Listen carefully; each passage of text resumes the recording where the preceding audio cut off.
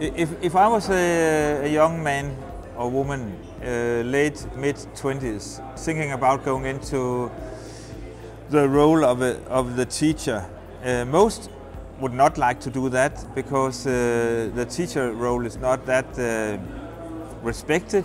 The salary is lousy. The support is even more lousy. So why on earth should you be a teacher in today's society? And the only reason I think that I would like to go into that job is because it's damn meaningful. It's extremely important how our kids are educated.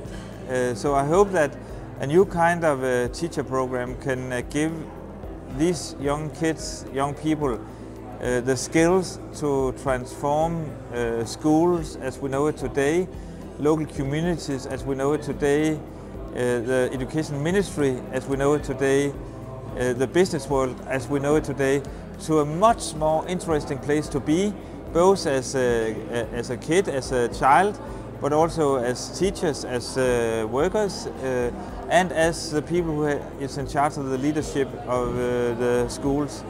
So it's a huge task, and but also if you are entrepreneurial, if you are risk-willing, if you are brave, if you're daring, you should take this task on you and change the world.